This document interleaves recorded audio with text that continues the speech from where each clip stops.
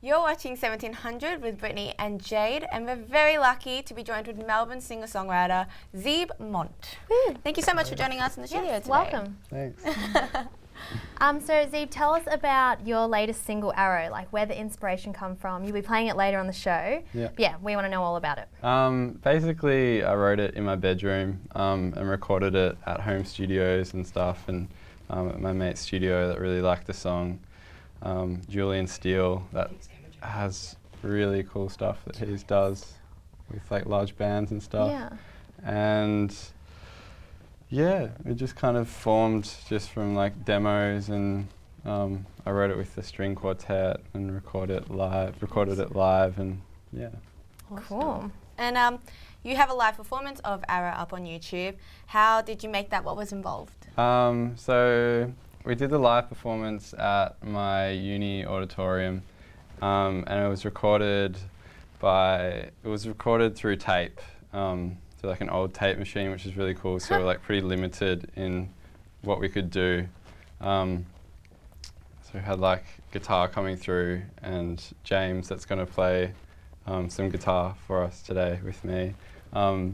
He was playing cello, so like it was kind of cool. We had like cello in one ear and guitar and vocals in the other ear, and it was like sort of pretty limited what you could do with it. So that was like cool to have those limitations and stuff.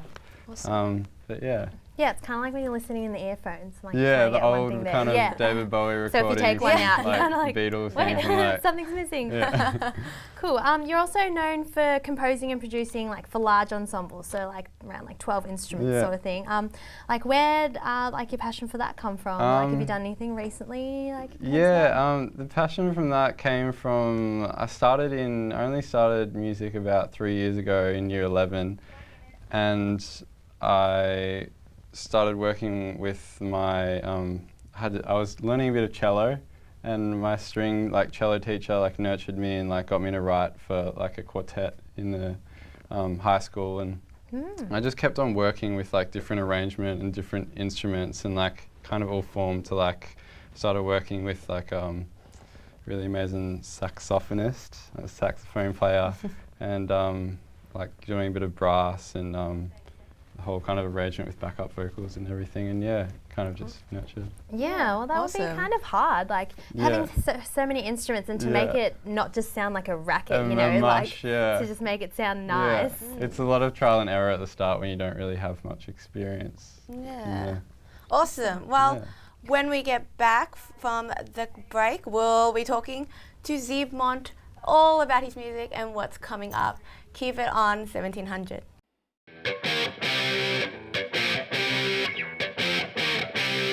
Joined with special guest Séb Mont.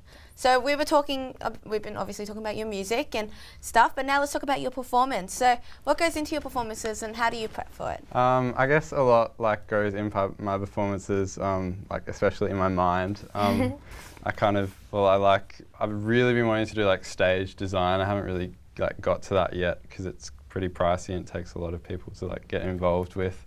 But costumes and stuff for my single launch for Arrow, the song that I'll be playing later. I did some costume changes and wore a costume that a Melbourne designer just he just started his label. It's called Etienne Clothing, and it's really out there, cool kind of pop art stuff, and yeah, that sort of stuff. And so you wore it for him to help also help help promote, and I really loved what he was doing, and so my shows are pretty out there and outrageous. I think sometimes it's a lot to digest, and which is cool. I like that. I like a lot just in your face, which is well, it makes you different. It makes you stand out. And that's what I want to do, and I want to stand out from other people. And other shows that I played at the Corner Hotel, I had the whole string quartet, and so that helped me stand out in that way as well. And I love my string arrangement, as I was saying before, and uniqueness is everything in this industry. Exactly. Yeah, I was saying earlier, I really like the shirt you're wearing today and your jacket, the blazer, very nice. Tell us a bit about your busking. You've people watching probably might have even seen you around the city. So basically, I've been busking for the last probably about a year now actually, busking the streets of Melbourne. around Burke Street mostly. But I've just started uni, and it's been a bit hectic, so I haven't really been able to. And I got some new equipment, and I've just been practicing with that. So yeah, it's something that I definitely been like busting and really want to get back on the streets and busk again, because I really miss it and it makes me happy. So yeah, fair enough. Definitely.